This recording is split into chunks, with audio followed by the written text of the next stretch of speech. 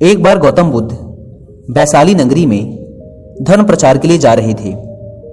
जब वे नगरी के बीचों बीच से गुजर रहे थे तो उन्होंने देखा कि कुछ सैनिक तेजी से भागती हुई एक लड़की का पीछा कर रहे हैं। वह डरी हुई लड़की एक कुएं के पास जाकर खड़ी हो गई।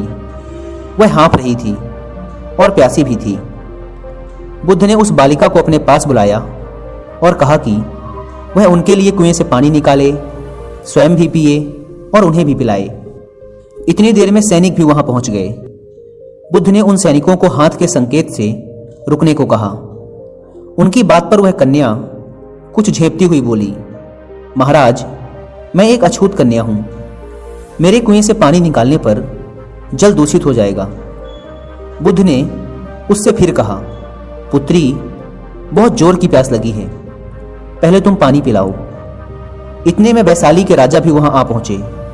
उन्होंने बुद्ध को नमन किया और सोने के बर्तन में केवड़े और गुलाब का सुगंधित पानी पीने के लिए पेश किया, लेकिन बुद्ध ने उसे लेने से इनकार कर दिया। बुद्ध ने एक बार फिर बालिका से अपनी बात दोहराई।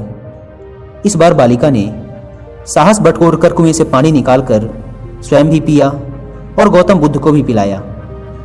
पानी पीने के बाद बुद्ध ने बालिका से भय का कारण पूछा। कन्या ने बताया, मुझे संयोग से राजा के दरबार में गाने का अवसर मिला था। राजा ने मेरा गीत सुन मुझे अपने गले की माला पुरस्कार में दी, लेकिन उन्हें किसी ने बताया कि मैं एक अछूत कन्या हूं। यह जानते ही उन्होंने अपने सैनिकों को मुझे कैद खाने में डाल देने का आदेश दिया। मैं किसी तरह उनसे बचकर यहां तक पहुंची थी कि आप मिल गए। इस पर बुद्ध ने कहा, सुनो राजन, मैं चाहता हूं कि आप मेरी इस बात को हमेशा याद रखें कि किसी भी इंसान की पहचान उसके धर्म या जाति से नहीं, बल्कि उसके गुणों और कर्मों से होती है। जिस बालिका के मधुर कंठ से निकले गीत का आपने आनंद उठाया, उसे पुरस्कार दिया, जिसके कार्य इतने अच्छे हैं, वह अछूत हो ही नहीं सकती।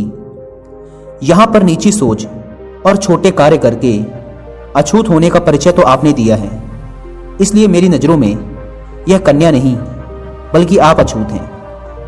वैशाली नरेश बुद्ध के सामने शर्मिंदा होने के अलावा और कर भी क्या सकते थे। उन्होंने बुद्ध से क्षमा मांगी और वहां से चले गए। तो दोस्तों, इस कहानी की शिक्षा यही है कि कोई भी इंसान अपने कार्यों और विचारों से बड़ा बनता है, अपने धर्म या जाति से नहीं।